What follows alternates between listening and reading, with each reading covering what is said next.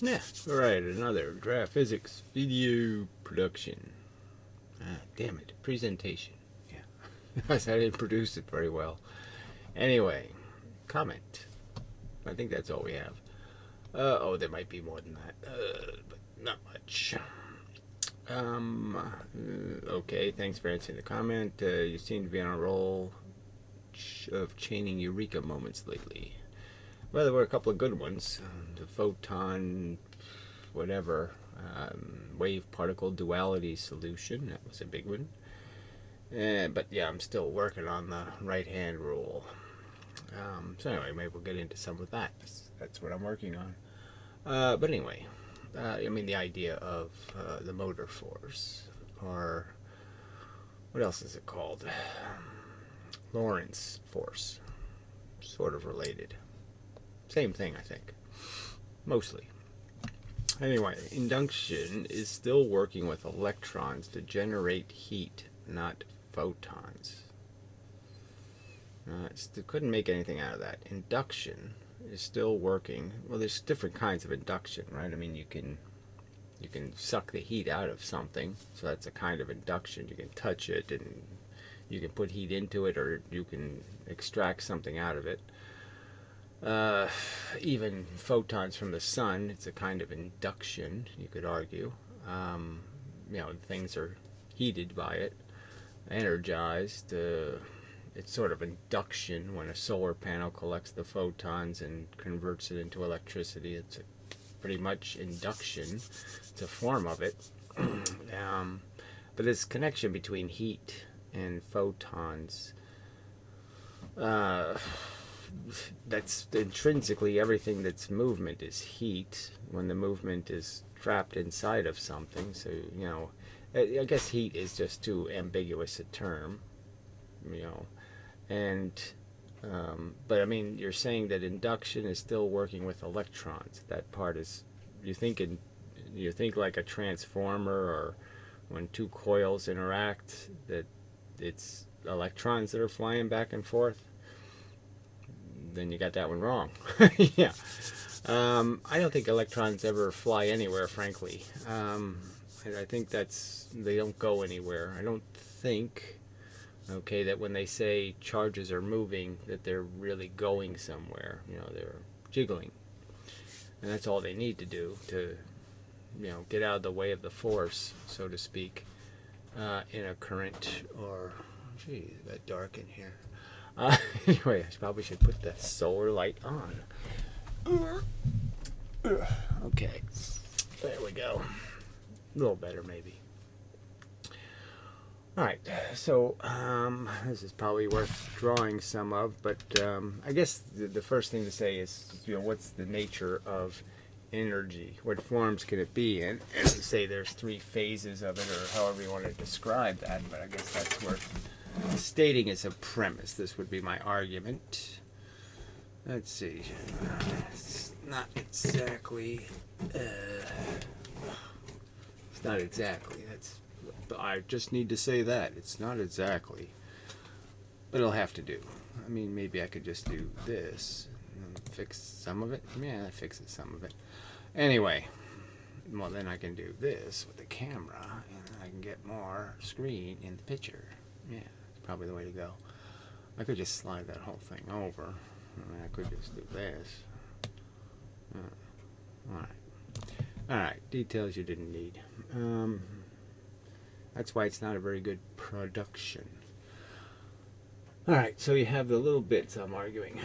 The quanta. The stuff that regular physics ignores. And it really essentially does ignore this stuff. And instead they call it a virtual photon, or they call it bent space. Okay? Bent space time. Okay. Two notions that don't explain anything, don't say anything. They aren't physics, they aren't physical, they aren't real. Virtual is not real. It's a broken concept. It's bad jargon. It's a bad axiom. It's a lousy place to start, because this is the stuff that's doing everything. It's these little bits of momentum. So these little bits are going places in the universe. And now I would argue that there's two types of these little bits to go with the charges, but we don't need that for the sake of this argument. So their momentum, they're moving, they can exchange their momentum. So then there's these other little bits, the electrons and the protons. All right, and they'll do this thing where a bit will go in, all right, take a seat, and some other bit will go out. And fundamentally, that's what will happen. Now, which way it goes is the kind of a key conversation when it comes to the motor force, because the motor force is really just now you have to start to account for the three dimensions. So, unfortunately, you have something moving in this dimension, and then you have something moving in this dimension, and you end up with something moving in this. Whoops, wrong one. In this dimension. So it transfers interaction in the two dimensions on the same plane, this way and this way, into motion in the third plane. Which just makes this is annoying because for the simulation, I kind of wanted to stay in two dimensions just because you can generate a lot more. It's not as demanding on the computer to follow things in three dimensions. But to ever illustrate the motor force, you have to go into the third dimension, which is really irritating. But anyway, so the point is you have moving bits. The moving bits have an interaction with these things, and basically, say that let's say you had an equal number of this stuff going this way and this way in the universe. These things will basically say, okay, now you're sort of uneven because I'm going to make this thing travel in some direction, and it's sort of giving back the opposite technically, but not quite that. Like I said, the motor force and different things, it's not really quite the opposite. So you're creating some sort of imbalance in a system. So these things, anyway, the point is these things too can have momentum. All right. And then the arrangement of the protons and the electron, the atom, that can also, because both particulates have a bias in a direction, they can drag each other along, and this whole big thing can have momentum. So you have momentum in this little form, you have momentum in this medium form, and then you have this momentum in this biggest form, the atom. And that's about all you can do for heat. I mean, you don't have like your liver moves and it makes heat. I mean, it doesn't, that doesn't make much sense. So it's sort of confined into these pieces and how well you can move them. And certain materials, okay, they can have a lot of movement where they don't necessarily contact each other much. So this thing can be moved around a lot, can have a lot of banging motions without really transferring much of that banging motion. But the key thing to understand, I guess, is that when there is motion between these things, the atoms, the motion's going to be mostly dictated by these things on the outside, the electrons, and the fact that they don't like each other. And so essentially these little bits are going to be transferred between electrons, and they're also being transferred between the proton and the electron, creating repulsion and attraction. But the point is that's the real mechanism through which motion is transferred, is that this thing has a motion in a direction. Let's say it's heading 4. Okay, well, I can't quite get there. For this object, it's the forces will exchange. Essentially, this thing will gain some form of the motion. This thing will take some other direction. It doesn't really matter. They'll, exchange the motion. And the bottom line is so you have systems. Systems. How do you draw a system? That doesn't say have any imbalance in it. You throw some imbalance in a little speck. The imbalance can bounce around for quite a while. But as soon as, like, say, one of these atoms bulges out a little bit, and it wants to go back in again and goes back in again, that's when this will end up being released back to the universe as this. you know, so you can have this interact, you can have the big atoms interacting, or you can interact with the littlest bits. But the bottom line is, whatever's happening in the universe as a whole is mostly the fact that this goes into the system, this little crap, depending on how much goes in, and eventually it comes back out of the system. The system's a return whatever goes in, because the systems are kind of rigid and stay intact, so they can jiggle for a while, but each time they jiggle they give back a little bit of this imbalance problem they have. Yeah, I think that's the easiest way to say it. The motion back and forth, the motion, I'm just trying to think of how to, well, I'll think about how to, and I'll erase the board. And I'll move on, because I don't think I need to say that much more. I mean, you're just really following an imbalance, and then you're just judging how long does it take for imbalance to restore peace, quiet. Again,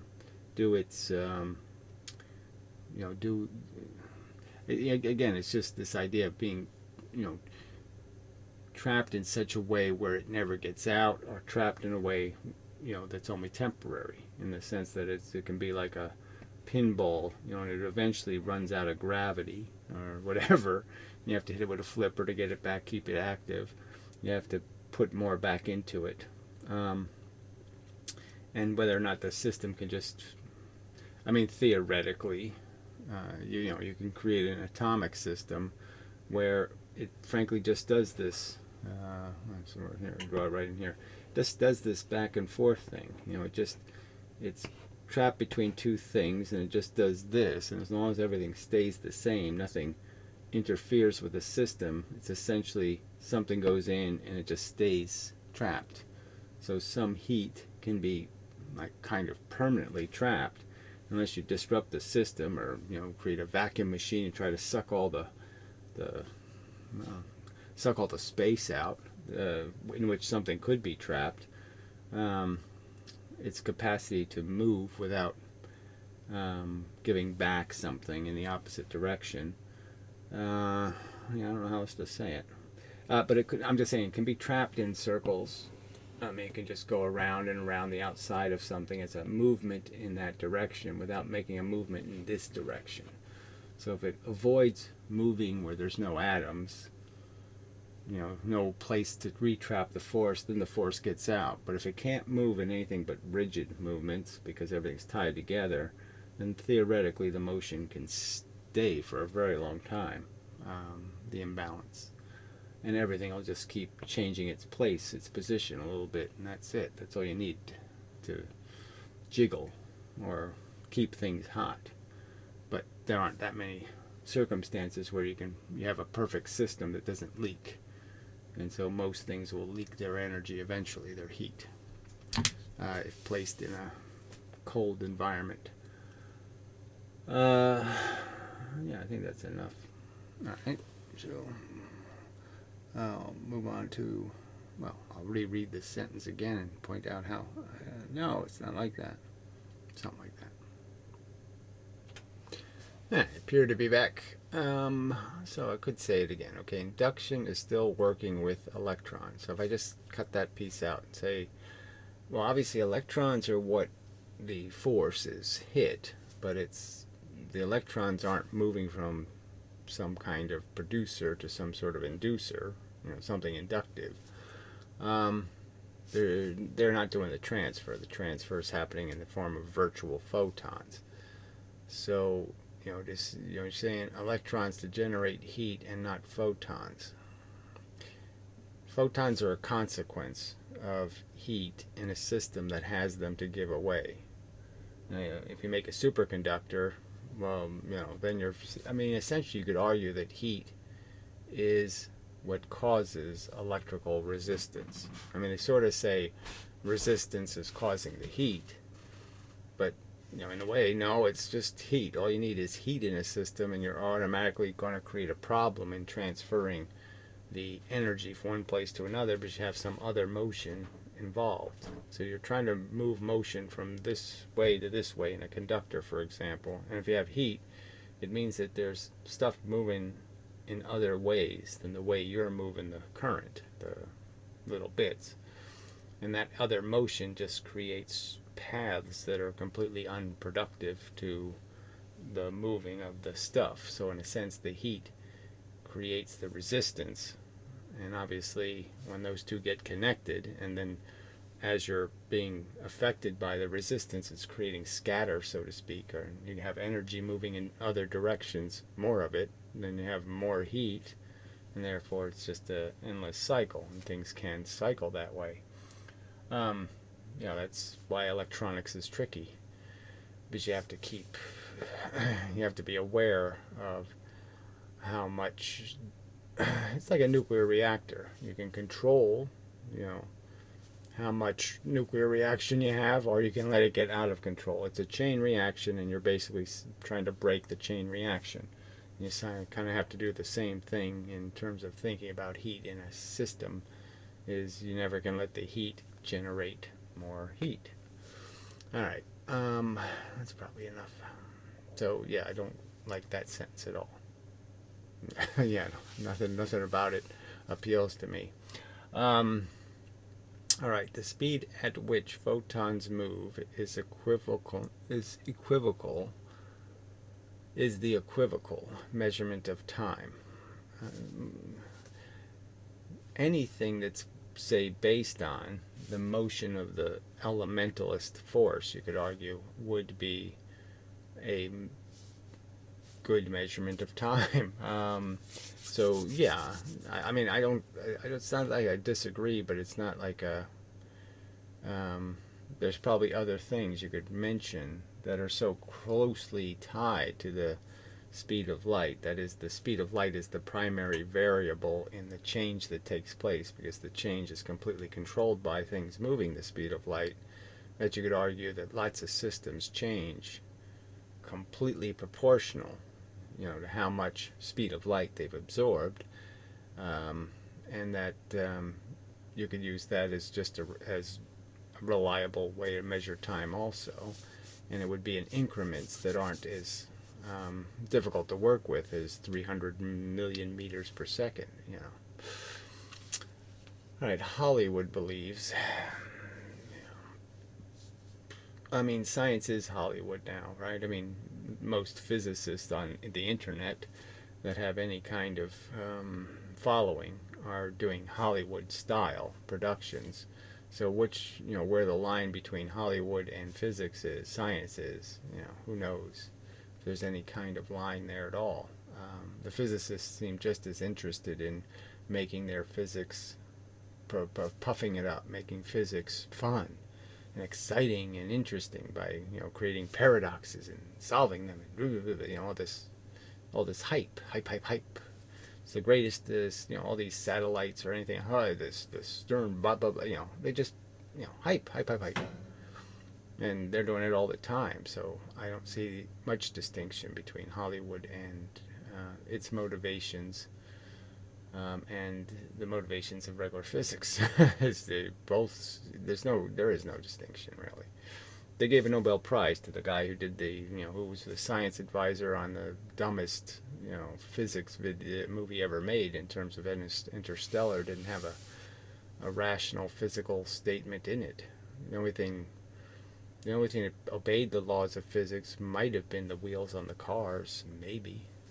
I mean, the movie was just looking everywhere for an excuse to violate the laws of physics. Anyway, Hollywood believes that time-space, whatever that is, can be folded in half to where matter can then pass from one region to another without having to traverse space. Yes, they have a concept of however you want to do it. You can analogize it to things and then say they believe that, but I don't think they believe the analogy. I mean, obviously, a piece of paper, unfolding it and sticking a pencil through it, they did that in the Interstellar movie, is, kind of a silly description. Obviously, it's it's a bad analogy in the sense that it's working with 2 dimensions, not 3. Blah blah blah blah blah. So what they believe, and how they would, how they would create these mechanisms. Yeah, there's not. I don't know. There's nothing to say on that except that's dumb shit. All right. All right, traverse space, not outer space, but space. Yes, well, there's no point in even using the word space because they've ruined it. So we have to come up with some other word for this, for space. And it just seems horrible that we have to give something a new name. I mean, it's really hard. We spent our whole life calling Bugs Bunny, and now we have to call him Fun Bunny or something. It's like, oh, I just don't want to do that. I've got no interest in calling the Flintstones the rock people. It's just. But yes, they're forcing it because you can't say space now and imply something like empty, nothing, nothingness. It doesn't mean that anymore. It's some sort of, girders and beams and all kinds of infrastructure. All right, anyway. Hollywood is stupid. Well, but my argument is that physicists are stupid. I mean, they're childish in their gullibility to fall for these, to accept bent space as an explanation for an energetic event. An event that clearly requires a consumption of energy, and to just blame it on some sort of bent geodesic is silly. And then to call something a virtual photon, I mean, to concede that there's some kind of carrier of force, and you're just going to call it a virtual photon. Well, you should have just stuck with the word there's an invisible force carrier, because then people could at least understand, oh yeah, there's something really there, okay, and they just haven't figured out what it is.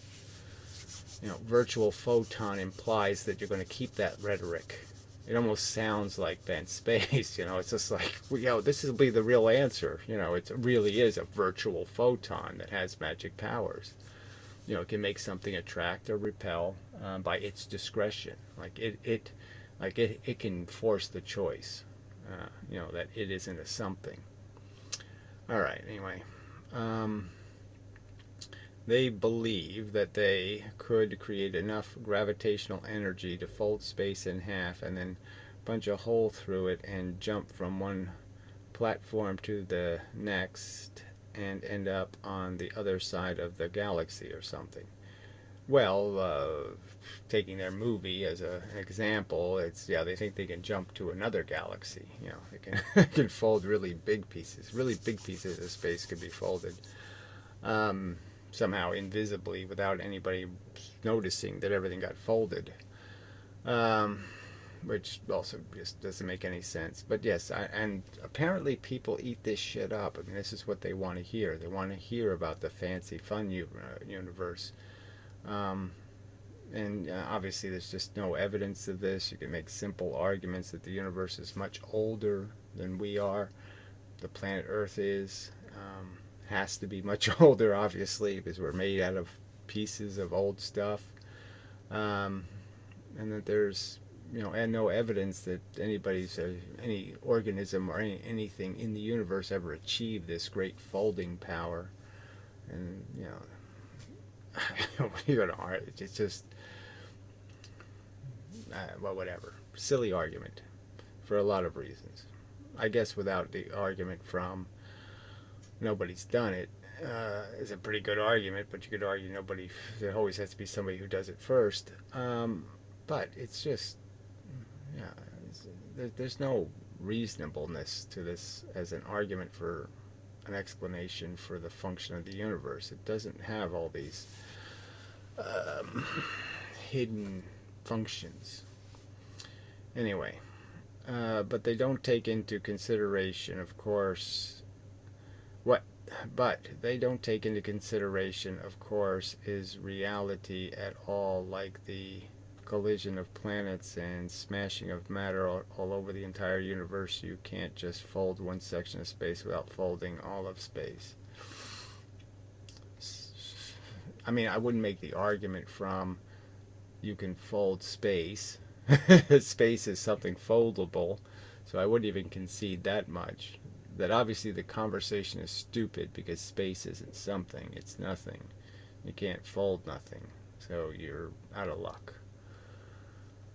Uh, yeah, it's just so bad. Quite honestly, I don't see any divergence from Hollywood to Ken Wheeler's physics. Yeah, well, I don't see much divergence from conventional physics. As I stated before, conventional physics is essentially saying the same thing Ken Wheeler is saying. They're just saying it in a different word, right? So where Ken Wheeler says ether, they say bent geodesic. What's the difference? Where Ken Wheeler says hyperboloid, they say, orbital maybe. They still believe in the same wrong ideas, okay, that their field lines are actually things that stuff travels in a motion around these lines. They still draw these arrows as if they mean something, as if they mean something moves in that direction when it doesn't. Just a compass needle orients, It's very different. The compass needle points north. It doesn't move north, it's just wrong to think every arrow is an arrow moving somewhere. I mean, if you're going to use an arrow to point to a direction, there's a difference between an arrow that's going somewhere and something that's just pointing that way. But I mean, so I would argue that all Ken Wheeler's arguing with conventional physics is about semantics. He just wants to use his funnier language to describe the same thing. He thinks it's important that you call it ether and you don't call it bent space. Somehow, and it seems the physicists are the same way. They don't want to say ether, so they say bent space-time instead, because they don't want to say ether. But, I mean, obviously, they're basically saying the same thing. They're both arguing for a bunch of wave mechanics, that things are vibrating stuff, and the vibrations are going places. What else is there to say about it? Yeah, in that sense, they've, there's two ways to look at it. You can start the whole conversation understanding it two ways, right? There's a universe that's really simple in the sense, I would argue, simple. To me, it seems not a problem. You just say there's some little thing that eternally moves. Okay, it just goes at the speed of light, and then there's stuff that doesn't, but that stuff hits there. That's it. So this is the matter. Okay, this is the force. And that's all there is. There's force and then matter, which is moved when it makes an exchange with force. Force goes in, force comes out in some other way, and the matter moves in some direction. And that's all that's happening. Or you can do this ether thing, which is saying whether you make it out of little specks, okay, so you have a little ether dominoes everywhere, okay, and the whole universe is full of these whatever little ether dominoes, whatever, these things that are bang into each other, and so you just fill the universe with this crap, and then you have some theory that, okay, this crap consolidates into matter, so somewhere there's like thick ether, like where there's more ether, let's say, and so that becomes the matter thing. And then the only thing missing then is that you have to put the initial energy in to have any kind of compression force. So you're just basically saying these are all dominoes, and I'll create an initial condition where the bunch of these dominoes are already in the process of flipping, so there's some kind of energy or pressure already in here. And I would just argue that you can do that. So it's okay with me if that's all you're saying by saying there's ether, is that there's already a bunch of pressure in the universe because there's a bunch of dominoes already in the process of flipping in directions. Same difference. I'm just saying, why would I bother with all these little dominoes to explain motion when all the dominoes have to move? So they're doing the same thing. They're moving the speed of light into each other. Why don't I just make something that goes the speed of light? I mean, why do I need this to go through all these stages to get to another location? It just seems superfluous. I mean, useless. I mean, no point in it. No real purpose. No real function. But it's okay. I mean, it does in one way account for, you could say, the speed. You could say this thing is moving infinitely fast, right? And somehow this thing slows it down, but that wouldn't make any sense because, you know, then the longer it travels, the slower it would go, right?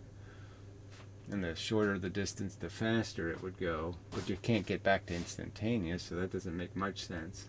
I mean, there's no, like, you'd have to really make the Planck scale much larger to be able to, well, you could just say this takes a certain amount of X amount of time for X amount of distance, and that would be the speed of light. So, I mean, you could make this system create the difference between instantaneous and not, but you'd lose a lot of stuff too, because your dominoes have to have some sort of geometric arrangement with each other to create an infinite number of lines. It's really hard to create an infinite number of straight lines with a geometry. Like a checkerboard has real problems. I mean, the diagonals, draw it this way, you know, the diagonals create a longer distance. You know, so it's kind of hard to make it out of some sort of universal domino and still have straight lines. There's no way to, like, arrange your little dots to create a line that goes this way, you know, because your things can't fall the right way. You end up hitting two dominoes or something. It's not going to be able to create straight lines. It's going to have a plankness to its ability to create a line in a direction. There's going to be some limitation to what lines it can create. So I'd say it's useless for that reason. What other reasons are there? There's, you know, I don't really want to argue it because I don't care really. Like I said, as long as your ether is understood to be that simple, that all it's doing is taking energy and moving it, well then fine. As long as you concede that the initial state of our universe is a universe that has a bunch of that energy already in it. The pressure is already here, and it's called gravity. It's already full of stuff moving. So you have to give your ether an initial state, which is already in motion. It's already got a ton of action in it. And I guess that would be the primary qualification to my acceptance of any notion of an ether. But I don't see any use for it. I don't think it's, like I said, it's just it's an unnecessary function, because the ether has to have a mechanism for translating movement anyway, so who cares? Just it doesn't add anything in my structurally. Just doesn't help. Doesn't explain where the motion originally came from, what sparked it in any way. It's like the God thing. It just doesn't answer the question. It just separates you from the origin. It just, in a sense, says, well, then, you know, God must have had a God. Must have had a God created God. You know, how did, you know, the complex thing can't just poof out of nowhere. This, whatever it is, this field of ether stuff can't just poof any. It's just as hard to poof the ether as it is to poof the thing that's moving in the ether. Both of them are difficult or impossible questions. So, you know, for us to say how it happened, why building one is just as difficult as building the other. Building the thing that moves the ether is just as difficult as building the ether. So, you know, why bother with it? It doesn't really answer the important question. Right. I'll be back. Back, I think. Alright, so motor force, or Lorentz force, maybe? Oh, good, doesn't fit. Excellent. Yeah, barely see that one over there. But anyway, so the idea is that there's an interaction, say two trains are going on their tracks, and they intersect with each other and the train ends up going, say, in the air, is kind of how to think of it. Is that there's a certain reaction that happens that something's on 2 dimensions, and it converts it into a 3rd dimension motion. So, you could think of 2 trains heading on head on, and you could see that they would pile up and they could go up in the air. But it's usually a tangential thing, so it's a 45-degree angle in 2 dimensions. So as they've illustrated it anyway, as they think of it, they think of a force going one way and a force going another way, and the train pops out of the board, so to speak. If you were to look at it from above, the 2 trains hit each other and somehow the train goes this way. And I would argue there's the opposite reaction, which is the force goes the other way. So this is one way of drawing it. There's 2 interactions. The 2 things interact at this would be a 45-degree angle, which it doesn't look like. I mean, a 90-degree angle between these 2 lines, and then they go up in the 3rd dimension. It's where the event takes place, and that's what's the motor force. That's what makes our economy and all that kind of crap. Is it just doesn't, it seems like the reaction should be this stuff goes this way, or you just have this thing gets bent this way and this thing gets bent this way. I mean, those would be interactions in 2 dimensions that would make sense, but it's a 3-dimensional universe, so a lot of interactions do happen that way, but a class of interactions under special circumstances don't. And that's sort of the point.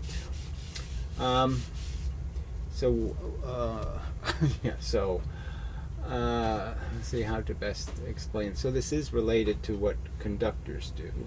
Okay, if I have a conductor and just imagine this is looking into the wire, okay, and I have a magnetic field, so I create let's just do it for the sake of fun, try to do it in color, and we say this is north, and we put the little south end over here. You can almost see that. See, they're thinking that this energy goes in because they don't understand the field lines, they think this energy goes this way, that somehow this is pulling in energy. It's just their whole idea of how they understand charge. They think of something being gravitational, and that it's sucking up stuff, and that something else is producing stuff. And so that's when they draw the field lines of a magnet, and they do this crap, and they put an arrow on it like it's moving in a direction.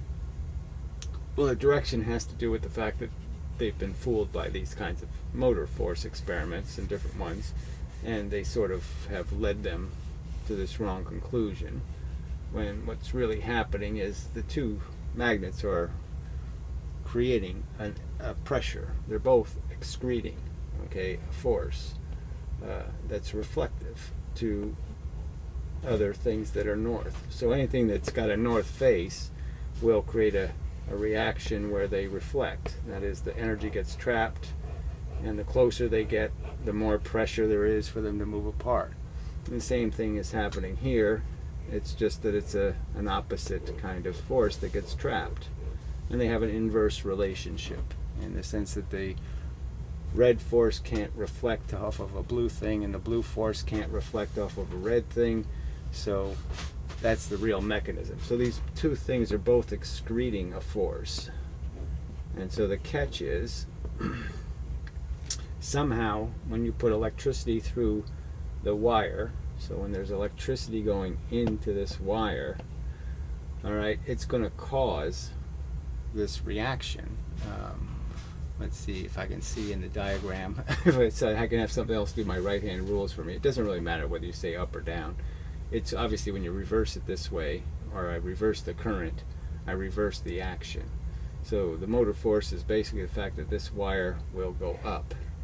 So it won't be attracted or repelled, it'll go up. And if I reverse the polarity, somehow it knows to go down. All right. Or if I move the current the opposite direction. So if I switch the magnets, I'll cause the opposite reaction. If I move the electricity through the wire in a different direction, I'll switch the action, whether it's up or down. So it doesn't move towards either pole of the magnet. It's not attracted or repelled. So there has to be some mechanism, okay, that automatically goes in one direction. That's doing this thing, but it's not doing this thing as obvious as one end produces and one end consumes. There's some other subtle mechanism that makes both actions happen. And you could argue that all you really have to do is create a difference in the conductor. So I'll just draw it over here, a bigger picture of the wire. That the magnetism inside, when you're putting a current through, the little magnets inside rearrange. Guess I'll try to do that in color, in a way that is, that demonstrates turning. That has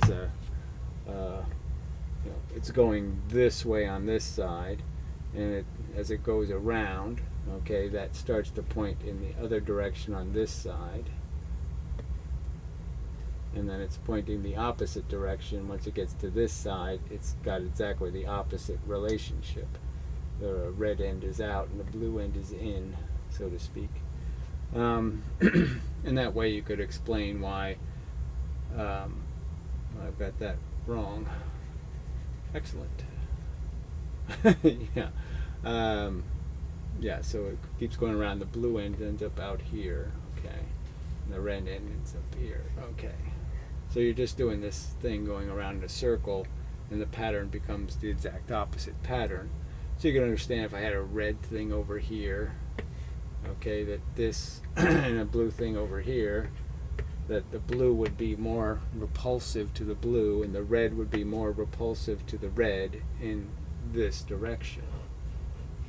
Okay, the red would be repelling upward and the blue would be repelling upward, so they both push it up. And if I just reverse the poles and make this a blue pole, I think that'll work. Well, then I have to, if I switch the poles, it gets more complicated. Yes, then you end up with this double attraction thing that doesn't make any sense at all, so it doesn't work. So that's why I'm still working on it, right? Because this would attract this would attract that, and you haven't gained anything. So it doesn't work. So it has to be some other kind of motion or some other kind of configuration, because double attraction doesn't make things go down. Now, the trick is I haven't seen the experiment done that cleanly, actually. But yeah, so there's no, I can't, so it has to be something a little more complicated. What this is has to be, it's not something, it doesn't have something to do with, what I wanted to do was make it into like a spiral, like maybe the electricity spirals up the wire, and it always spirals in one direction. It always starts in one direction for some reason. But even that, you can't make much sense out of it. So finding the elemental cause for this right-hand rule is what I'm really after. But what I know isn't the cause, is that, there's a, that somehow one side is sucking something in and the other side's pushing something out. Because that's not going to explain it either. So anyway, that's where I am at the moment, and I'll have to find something to clean the board with. So I'll pause. Should be back. Let me just check for fun. Looks like it. Anyway, I just thought I would, instead of racing, just go back to this for a moment and point out that this sort of can work. Okay, this idea that these magnets change their position. If you consider the paramagnetic effect, the fact that this is a paramagnetic material and that it would tend to do this process of going the opposite, creating the opposite field to the magnet itself. So you could argue that the paramagnetic effect tilts these into the right position, and it just tilts them right When it's in one configuration, tilts them left when it's in the other configuration. So whether it goes right or left is really the question, and it always goes the same way to create the effect. And so then but this all goes back to like why water spirals down a drain in a certain direction. And this is just, there's a fundamental rule that's more complicated than just saying, well, north puts out and south sucks in. That's not really saying anything. It's not explaining why there's that effect or why there's that consequence. And there's something more fundamental to this rule of which one chooses, which one wins by some mechanism. Now you could argue that the North Pole is a tiny bit stronger than the South in terms of the effect, and that displacement always means that one gets to decide which way it turns. And it turns exactly the opposite when it's on, when you reverse it. And so that decides the right and left is the tiny differential that might exist between the North and the South in terms of their capacity to affect something like the repulsive force between electrons might be a tiny bit stronger than the repulsive force between protons or something like that. There's a tiny difference in the actual charge, that they don't actually have exactly the same charge. And that tiny difference means something in terms of an initial state being decided which way something's going to tilt. It's a little piece of bird shit falling on one side of the rock and it falls that way instead of that way. So a tiny difference ends up being the only difference that matters, because any difference is a difference, and that's all you need to tip one way or the other. So I imagine the argument could be something like that, but anyway, I'm obviously not sure yet. I'm not confident about anything yet, so still working on that one. And again, for the simulation, it's we're okay. Everything works okay when you're just making flat atoms. But as soon as you get into this three-dimensional stuff, there's obviously this catch where action in 2 dimensions creates action in the 3rd dimension. So it will have to be accounted for, which, just complicates things, that's all. It's just more work. But anyway, that's enough for now, I think. Well, I'll call it enough of a video. Just trying to think what else this relates to. I mean, it relates to what a conductor does in a field. It's the same rule. It's just in a simpler form. And so thought there was some other angle I wanted to get to, but I'll have to wait till later, next time maybe. All right. So till the next time, such.